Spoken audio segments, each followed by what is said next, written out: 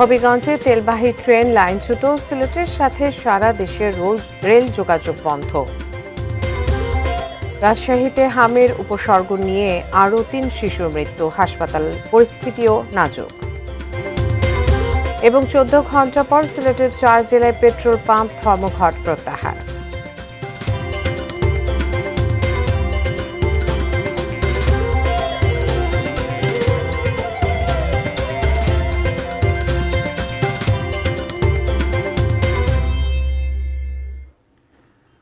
দেখছেন ATN news. দেশের খবরে আপনাদের আমন্ত্রণ জানাচ্ছি আমি উজমা হাসান। দর্শক, এতক্ষণ জানিয়ে দিচ্ছিলাম নাসির সিনট্যাক্স গ্রুপের সৌজন্যে শিরোনামগুলো। এবার বিস্তারিত। হবিগঞ্জে তেলবাহী ট্রেন লাইনচ্যুত হওয়ায় সিলেটের সঙ্গে সারা দেশের রেল যোগাযোগ স্বাভাবিক হয়নি এখনও। গতরাত ৯টার দিকে হবিগঞ্জ জেলার মাধবপুর উপজেলার মনতলা রেল স্টেশনের কাছে সিলেটগামী ট্রেনটির ৫টি ওয়াগন লাইনচ্যুত হয়ে ছিটকে পড়ে। এতে রেল লাইনের পাশের সড়ক ও খালে বিপুল পরিমাণ তেল ছড়িয়ে পড়ে। রাত ২টা ১০ আখাউড়া থেকে একটি রিলিফ ট্রেন ঘটনাস্থলে পৌঁছে উদ্ধার কাজ শুরু করে। উদ্ধার কাজে সহযোগিতা করছে রেলওয়ে, সেনাবাহিনী, বিজিবি ও পুলিশ। দুর্ঘটনার কারণ অনুসন্ধানে ৫ সদস্যের তদন্ত কমিটি গঠন করে ৩ কার্যদিবসের মধ্যে প্রতিবেদন দিতে বলা হয়েছে।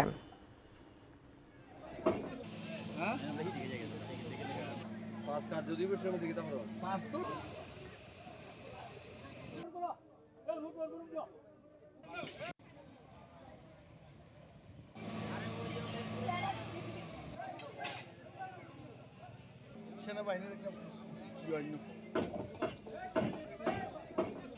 পাঁচ কার্যদিবসের মধ্যে কিন্তু আমরা পাঁচ তো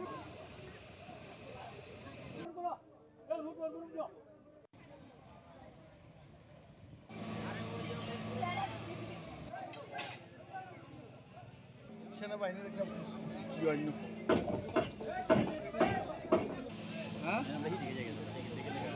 পাঁচ কার্যদিবসের মধ্যে কিন্তু আমরা পাঁচ তো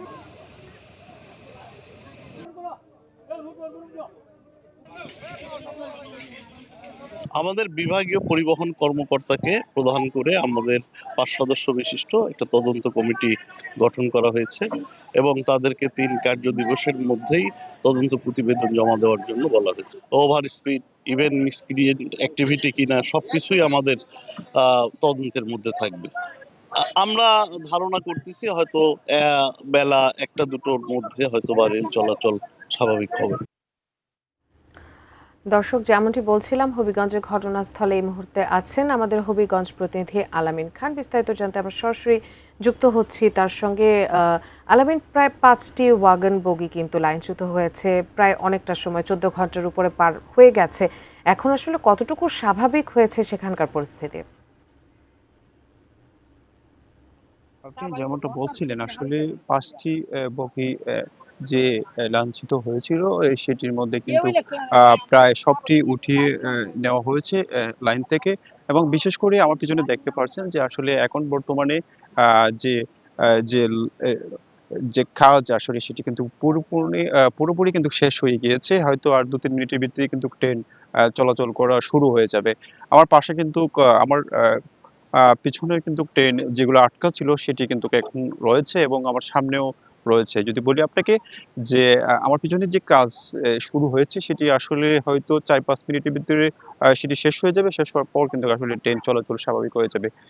দীর্ঘ যদি বলি যে আপনাকে ১৯ ঘন্টা পর আসলে এই যে ট্রেন চলাচলের ব্যবস্থা আসলে করা হয়েছে এবং এখানে যারা সংশ্লিষ্টরা রয়েছেন তারা কিন্তু আ আ পুরো দমে তারা কাজ করেছেন। তো এই কাজ করে কিন্তু আসলে এখন শেষ পর্যায়ে, যদি আপনাকে বলি যে শেষ পর্যায়ে। তবে এখানে যে আ আ আমরা এখানে সংশ্লিষ্টরা যারা রয়েছেন তাদের সাথে আমরা কথা বলেছিলাম। তারা বলছেন যে ক্ষয়ক্ষতির বিষয়টা তারা এখনো বলতে পারেননি। তারা পরবর্তীতে সেটা আমাদেরকে জানাবেন। আপনারা জানেন যে আ গত বুধবারে রাতে ৯:৩০ দিকে কিন্তু আসলে এই ট্রেনটি তেলবাহী লাঞ্ছিত হয়। সে কারণে কিন্তু আসলে আ সিলেট থেকে সারা দেশে যে ট্রেন যোগাযোগ সেটি কিন্তু আসলে বন্ধ হয়ে গিয়েছিল। আসলে সেটি এখন কিছুক্ষণের মধ্যে কিন্তু স্বাভাবিক হওয়ার কথা রয়েছে। আমরা এখানে সংশ্লিষ্ট যারা রয়েছে তাদের সাথে কথা বলার পর তারা আমাদেরকে জানিয়েছেন অল্প কিছু কাজ রয়েছে এবং আমার ২ পাশেই কিন্তু ট্রেন অপেক্ষা করছে। যারা যে ট্রেনগুলা অনেক দূর থেকে আসছে তারা কিন্তু আসলে এখন বর্তমানে তারা অপেক্ষা করছেন আসলে এখানে যে অল্প কিছু জায়গা রয়েছে সেই কাজটি শেষ হলে তারা কিন্তু ট্রেন চলাচল কিন্তু স্বাভাবিক হয়ে যাবে। তো সব মিলিয়ে যদি বলি যে আপনাকে আসলে কিছুক্ষণের মধ্যেই কিন্তু আসলে ট্রেন চলাচল শুরু হয়ে যাবে। তো এই ছিল আমার কাছে হবিগঞ্জ থেকে সর্বশেষ। আলামিন, আপনাকে ধন্যবাদ। রাজশাহীতে হামের উপসর্গ নিয়ে 24 ঘন্টায় আরও 3 শিশুর মৃত্যু হয়েছে। বুধবার রাত থেকে বৃহস্পতিবার দুপুর পর্যন্ত বেসরকারি সিডিএম হাসপাতালে 2 শিশু ও রাজশাহী মেডিকেল কলেজ হাসপাতালে 1 শিশু মারা যায়। রাজশাহী মেডিকেল কলেজ হাসপাতালে জরুরি বিভাগের ইনচার্জ শঙ্কর কে বিশ্বাস জানান, চাঁপাইনবাবগঞ্জ জেলার গোমস্তাপুর উপজেলার 1 শিশু চিকিৎসাধীন অবস্থায় সকালে মারা যায়। কুষ্টিয়ায় হাসপাতালে 7 থেকে 8 দিন চিকিৎসা নেওয়ার পর গতকাল ভর্তি হওয়া আরেক শিশু আজ দুপুরে সিডিএম হাসপাতালে মারা গেছে। গতকাল রাতে একই হাসপাতালের হামের উপসর্গ নিয়ে ভর্তি হওয়া আরেকটি শিশুর মৃত্যু হয়েছে।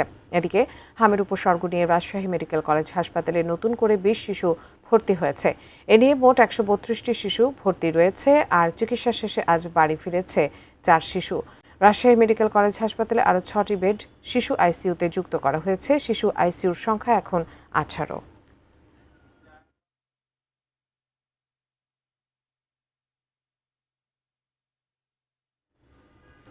গত 7 মাসে 2269 শিশুর মৃত্যু হয়েছে রাজশাহী মেডিকেল কলেজ হাসপাতালে, অধিকাংশই নবজাতক। এছাড়া হাম, নিউমোনিয়া ও ঠান্ডাজনিত সমস্যায় মৃত্যু হয়েছে শিশুদের। চরম উদ্বেগ ও শঙ্কা দেখা দিয়েছে অভিভাবকদের মাঝে। আবু তানভীর সাজিদের তোলা ছবিতে রাজশাহী থেকে বুলবুল হাবিবের রিপোর্ট।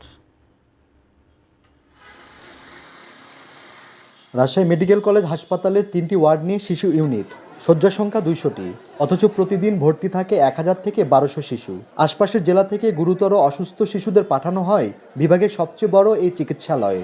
মেঝে ও বারান্দায় ঠাঁই নিয়ে শিশুদের চিকিৎসা নিত্যদিনের চিত্র। অনেক রোগী তো এখন জায়গা পাচ্ছি না। এসে দেখি যে এখানে ডায়রিয়াও, যে এখানে হামও এক জায়গায়, শ্বাসকষ্ট ওই জায়গায়। শ্বাসকষ্ট সারাইতে যায় ভাবতেছি যে বাসায় যাব, শ্বাসকষ্ট সারতে না সারতে আবার ডায়রিয়া সারতে না সারতে আবার হামের রোগী বেশি। সব এক জায়গায় হয়ে বাচ্চা সুস্থতার নামে অসুস্থতা হয়ে রোগী মারা যাচ্ছে। হাসপাতাল সূত্রে জানা গেছে, গত 7 মাসে হাসপাতালে শিশু ইউনিটে ভর্তি হয়েছে 28,427 শিশু, মারা গেছে 2,269টি শিশু। প্রতিদিন গড়ে 11 শিশুর মৃত্যুর হার 7.93%। গত মার্চ মাসে মারা গেছে 318টি শিশু। চিকিৎসকরা জানিয়েছেন, মৃত শিশুদের মধ্যে নবজাতক ছিল 5 শতাধিক, যারা জন্মগত ত্রুটি ও অপুষ্টিজনিত সমস্যা নিয়ে ভর্তি হয়। বিভিন্ন জেলা থেকে মুমূর্ষু শিশুদের রেফার করা হয় এখানে, ফলে মৃত্যুর পরিসংখ্যান এমনই ভয়াবহ। তবে আইসিইউ সংকটের কথাও স্বীকার করছে কর্তৃপক্ষ। যাদের বয়স 28 দিন পর্যন্ত তারা নিওনেট, আর নিওনেটের বাইরে যে আমাদের 29 দিন থেকে 12 বছর বয়স পর্যন্ত, তো তাদের ডেথ রেট আমাদের যারা নিওনেট তাদের ডেথ রেট কিন্তু অনেক হাই। যাদের বয়স 29 দিন থেকে 12 বছর তাদের ডেথ রেট ওই আমাদের 1%-এর নিচেই বেশিরভাগ থাকে। আইসিইউ সংকটের বিষয়ে ইতিমধ্যে আমরা বলেছি যে আমাদের যে 12 শয্যা, তার বিপরীতে যদি আজকের তথ্যটা দিই, আজকে কিন্তু আমাদের আইসিইউ সিরিয়াল ছিল 56। তো এই যে বড় একটা সংখ্যা অপেক্ষমান তালিকায় থাকছে, সবাইকে তো আমরা আসলে আইসিইউ সেবাটা দিতে পারছি না। মঙ্গলবার হাসপাতাল পরিদর্শনে আসেন স্বাস্থ্য সচিব। এত শিশু মৃত্যুর জন্য দুঃখ প্রকাশ করে তিনি বলেন, কেন মৃত্যু ঘটছে তার তথ্যপাত্র সংগ্রহ করে ব্যবস্থা নেওয়া হবে। আমরা আমাদের গবেষণা একটা সেল আছে, ওদেরকে দিব আইইডিসিআর, ওরা তথ্য দেখবে। বিশ্ব স্বাস্থ্য সংস্থাও কিন্তু আপনাদের এইগুলোকে মনিটর করছে, তারাও রিপোর্ট দিচ্ছে যে কিভাবে কি ক্যাজুয়াল কেন হচ্ছে, ওগুলোর তথ্য দেখে আমরা এটার উপরে আমরা ব্যবস্থা নিব। বুলবুল হাবিব, এটিএন নিউজ, রাজশাহী। প্রায় 14 ঘন্টা পর সিলেট বিভাগের 4 জেলায় চলা পেট্রোল পাম্প ধর্মঘট প্রত্যাহার করেছেন মালিকরা। বেলা 2টার দিকে জেলা প্রশাসকের কার্যালয়ে প্রশাসন ও পাম্প মালিকদের আলোচনা থেকে ধর্মঘট প্রত্যাহারের সিদ্ধান্ত নেওয়া হয়। Bangladesh petroleum dealers, distributors, agents and petrol pump owners অ্যাসোসিয়েশনের সিলেট বিভাগীয় নেতারা জানান, জনস্বার্থ বিবেচনায় তারা এই ধর্মঘট থেকে সরে এসেছেন। গত রাত থেকে সিলেট বিভাগের 4 জেলায় সব পেট্রোল পাম্প অনির্দিষ্টকালের জন্য বন্ধ ছিল। পাম্প মালিকদের অভিযোগ, অযৌক্তিকভাবে জরিমানা আদায় সহ প্রশাসনের নানা হয়রানির কারণে তারা ব্যবসা পরিচালনায় চরম সমস্যায় পড়ছেন। এমন পরিস্থিতির প্রতিবাদেই তারা পাম্প বন্ধ রাখার সিদ্ধান্ত নিয়েছিলেন।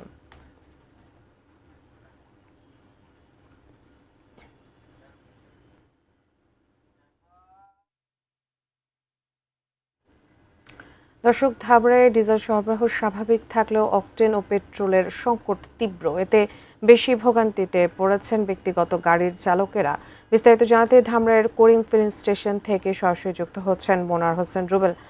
রুবেল, আপনি এই মুহূর্তে ধামরাইতে আছেন। সেখানে প্রায় 60টি ফিলিং স্টেশনে প্রায় 72 ঘন্টার মতো কিন্তু পেট্রোল এবং অকটেন শূন্য অবস্থা বিরাজ করছে। বলা যেতে পারে তীব্র একটি সংকট চলছে সেখানে। আসলে তারা কেন এই সংকটের পরিস্থিতিতে কি বলছেন মালিকরা একটু জানাবেন, আর কেন এই সংকটটা তৈরি হয়েছে? ধন্যবাদ তুজমা। আমি এই মুহূর্তে রয়েছি ধামরাইয়ের কালামপুর করিম ফিলিং স্টেশনে। এই ফিলিং স্টেশনের মালিকের সাথে কথা বলেছি। এই ফিলিং স্টেশনে ঈদের পর থেকে কিন্তু পেট্রোল এবং অকটেন শূন্য হয়ে পড়েছে। এছাড়া ধামরাইয়ে যে মোট 7টি ফিলিং স্টেশন রয়েছে, এই 7টি ফিলিং স্টেশনের মধ্যে গতকাল 2টি ফিলিং স্টেশনে কিন্তু পেট্রোল সরবরাহ দেয়। এর মধ্যে কিন্তু সকালের মধ্যে কিন্তু এই তেল সরবরাহ শেষের দিকে চলে আসে। আমি একটু কথা বলবো যে এই ফিলিং স্টেশনের মালিক রয়েছেন আমাদের সাথে। আপনি আমাদের জানাবেন, আপনি সর্বশেষ কবে তেল পেয়েছেন? আমি মার্চ মাসে 18 তারিখে তেল পেয়েছি, আর আজকে পাচ্ছি এপ্রিল মাসের 2 তারিখে আজকে পাচ্ছি। এই আজকে প্রায় 14 দিন ধরে কোনো তেল পাচ্ছি না। তিনি যেমনটি বলছিলেন যে গত 14 দিন ধরে এই করিম ফিলিং স্টেশনে তেলের তীব্র সংকট এবং তিনি তেল পাচ্ছেন না, ডিপো থেকে কোনো প্রকার তেলই তিনি পাননি। তবে ডিজেল সরবরাহ কিন্তু ধামরাইয়ে স্বাভাবিক রয়েছে। আমরা ধামরাইয়ে বিভিন্ন পেট্রোল পাম্পগুলো ঘুরে দেখেছি যে উপজেলা প্রশাসনের পক্ষ থেকে কিন্তু নজরদারি করা হচ্ছে প্রত্যেকটি পাম্পে পাম্পে যে কোনো তেল মজুত করা আছে কিনা। তবে তেল মজুত করার কোনো সংবাদ আমরা এখন পর্যন্ত পাইনি। এই ছিল ঢাকার ধামরাই থেকে আমার কাছে সর্বশেষ। উজমা। রুবেল, আপনাকে অসংখ্য ধন্যবাদ। দর্শক, দেশের খবরে পর্যায়ে নিয়ে নিচ্ছি ছোট্ট একটি বিরতি, ফিরে এসে আরও যা থাকছে। বিশ্ববিদ্যালয় শিক্ষিকা সাদিয়া হত্যার বিচার দাবিতে কুষ্টিয়া মহাসড়ক অবরোধ এবং মুন্সিগঞ্জে সড়ক উন্নয়নে ধীরগতি, বাড়ছে জনদুর্ভোগ।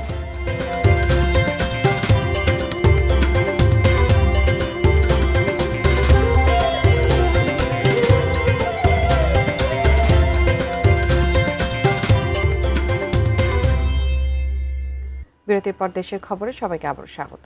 দর্শক, খুলনায় মশার উপদ্রবে অতিষ্ঠ নগরবাসী। তাদের অভিযোগ, সিটি কর্পোরেশনের অধিকাংশ নালা, নর্দমা ও খাল নিয়মিত পরিষ্কার না করায় মশার প্রজনন স্থলে পরিণত হয়েছে। দিলখোলা এলাকা থেকে বিস্তারিত জানিয়েছেন খুলনা বিভাগীয় প্রতিনিধি মোহাম্মদ অসীম। ধন্যবাদ আপনাকে। আসলে খুলনায় মশার উপদ্রবে অতিষ্ঠ খুলনা নগরবাসী। বিশেষ করে শীত মৌসুম শেষ হওয়ার পর থেকে এই মশার উপদ্রব কিন্তু বেড়েই চলছে। একেবারেই অসহনীয় পর্যায়ে ঠেকেছে যে মশার যে উপদ্রব সেটি। আসলে রাতে তো মশা রয়েছে, দিনেও কিন্তু এর থেকে নিস্তার পাচ্ছে না খুলনা নগরবাসী। নগরবাসীর যেটি অভিযোগ, নগরবাসী বলছেন যে সিটি কর্পোরেশনের যে বেশিরভাগ নালা, নর্দমা এবং খাল নিয়মিত পরিষ্কার না করার কারণেই কিন্তু মশার যে প্রজনন স্থল সেটি কিন্তু আসলে খুলনা সিটি কর্পোরেশন পরিণত হয়েছে। এতে চরম ভোগান্তির পাশাপাশি মানুষের যে দৈনন্দিন কাজ সেগুলোও কিন্তু ব্যাহত হচ্ছে। সাধারণ এই যে নগরবাসী রয়েছেন তারা কিন্তু ঘরোয়াভাবে মশা তাড়ানোর যে কার্যক্রমগুলো সেগুলো কিন্তু তারা করছেন, তবে তাতেও কিন্তু সে সমস্ত ফর্মুলা একেবারেই কাজে আসছে না। দিনে দিনে পরিস্থিতি এতটাই অসহনীয় হয়ে উঠেছে যে আসলে নগরী এক ধরনের বলা চলে যে মশা কিন্তু এই নগরীকে একেবারে দখল করে নিচ্ছে। আমরা যারা সিটি কর্পোরেশনের সংশ্লিষ্ট যারা রয়েছেন তাদের সঙ্গে আমি কথা বলেছি, অর্থাৎ খুলনার যিনি সিটি কর্পোরেশনের প্রশাসক নজরুল ইসলাম মঞ্জু, তার সঙ্গে কথা বলেছি। তিনি জানিয়েছেন আসলে যে মশা নির্মূলে তারা কিন্তু কাজ করছেন। তিনি দায়িত্ব নেওয়ার পর থেকে যাতে নগরবাসীর কিছুটা হলেও স্বস্তি মেলে সে বিষয়ে কিন্তু তারা কাজ করছেন। তবে আসলে কবে নাগাদ এই মশার উৎপাত থেকে খুলনা সিটি কর্পোরেশনের যারা নগরবাসী রয়েছেন তারা মুক্তি মিলবে সে বিষয়ে কিন্তু এখন স্পষ্ট কেউই কোনো বার্তা দিচ্ছেন। অর্থাৎ নগরবাসীর অভিযোগ, নাগরিক সমাজের অভিযোগ, নাগরিক সমাজের প্রতিনিধিরাও কিন্তু মশারি টাঙিয়ে রাস্তায় আন্দোলন করেছেন, অর্থাৎ মশা নির্মূলের জন্য সিটি কর্পোরেশনকে ব্যবস্থা নেওয়ার কথা বলছেন। তবে সেটি কিন্তু এখনও পর্যন্ত নিচ্ছে না। তবে তারা বলছেন যে অচিরে দূরত্ব সিটি কর্পোরেশনে যে তাদের কার্যকরী পদক্ষেপ সেগুলো নিয়ে খুলনা নগরবাসীকে এই মশা থেকে কিছুটা হলেও মুক্তি দিবে বলে তারা সিটি কর্পোরেশনের কাছে দাবি জানিয়েছেন। অসীম ধন্যবাদ আপনাকে। ইসলামী বিশ্ববিদ্যালয়ের সহকারী অধ্যাপক আসমা সাদিয়া রুনা হত্যায় জড়িতদের গ্রেপ্তার ও দৃষ্টান্তমূলক শাস্তির দাবিতে সড়ক অবরোধ করে বিক্ষোভ করেছেন নিহতের স্বজন ও বিশ্ববিদ্যালয়ের শিক্ষার্থীরা। বেলা 11টায় কুষ্টিয়া শহরের মজমপুর গেটে বিক্ষোভ করেন তারা। ঘণ্টাব্যাপী বিক্ষোভ চলার সময় সড়কে দীর্ঘ যানজটের সৃষ্টি হয়। পরে বিশ্ববিদ্যালয়ের সাবেক ও বর্তমান শিক্ষার্থী ও স্বজনরা পুলিশ সুপারের কার্যালয়ের সামনে অবস্থান নেন। সেখানে পুলিশের ঊর্ধ্বতন কর্মকর্তাদের আশ্বাসে বিক্ষোভ স্থগিত করেন তারা। গত 4 মার্চ ইসলামী বিশ্ববিদ্যালয়ের সমাজ কল্যাণ বিভাগের প্রধান সহকারী অধ্যাপক আসমা সাদিয়া রুনা নিজ অফিস কক্ষে খুন হন। সে সময় ওই কক্ষ থেকে রক্তাক্ত অবস্থায় আটক করা হয় বিশ্ববিদ্যালয়ের কর্মচারী ফজলুর রহমানকে। হত্যা মামলার প্রধান আসামি ফজলুর রহমান কারাগারে রয়েছেন। মামলার বাকি 3 আসামি একই বিভাগের সহকারী অধ্যাপক শ্যাম সুন্দর সরকার ও হাবিবুর রহমান এবং সাবেক সহকারী রেজিস্ট্রার বিশ্বজিৎ কুমার বিশ্বাস এখনও পলাতক।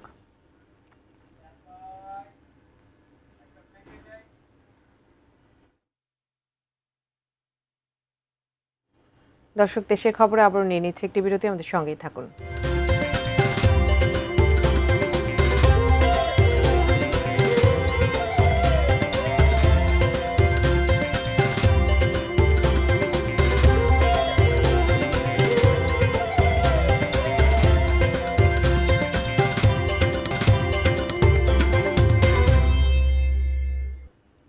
বিরতির পর দেশের খবরে সবাইকে আবারও স্বাগত।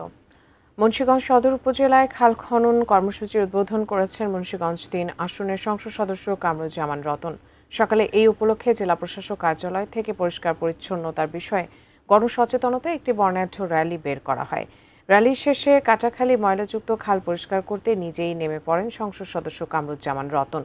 তিনি বলেন, খাল খননের মাধ্যমে জলাবদ্ধতা নিরসনে ইতিবাচক পরিবর্তন আসবে। এ সময় উপস্থিত ছিলেন জেলা প্রশাসক সৈয়দা নূরমহল আশরাফি, জেলা পরিষদের প্রশাসক AKM ইরাদত মানু, মুন্সিগঞ্জ পৌরসভা প্রশাসক মৌসুমী মাহবুব ও পৌরসভার প্রধান নির্বাহী কর্মকর্তা তৌহিদুল ইসলাম।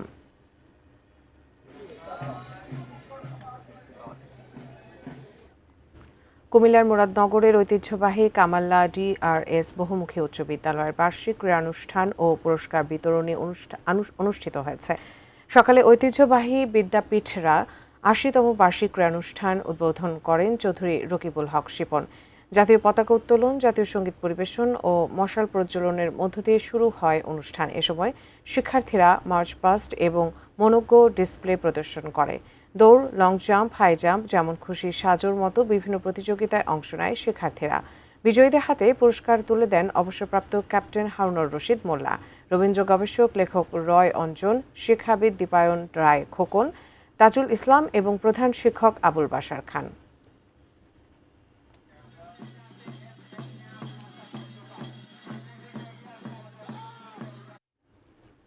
খানাখন্দে ভরা মুন্সিগঞ্জ পৌরসভার প্রধান সড়কগুলো, বিশেষ করে লঞ্চঘাট থেকে কাটাখালী বাজার পর্যন্ত প্রায় 2.25 কিলোমিটার সড়ক অতি গুরুত্বপূর্ণ হলেও কাজের ধীরগতির কারণে দীর্ঘদিন ধরে চরম ভোগান্তি সইছে মানুষ। প্রতিনিধি ভবতোষ চৌধুরীর উপর পাঠানো তথ্য ও ছবিতে ডেস্ক রিপোর্ট।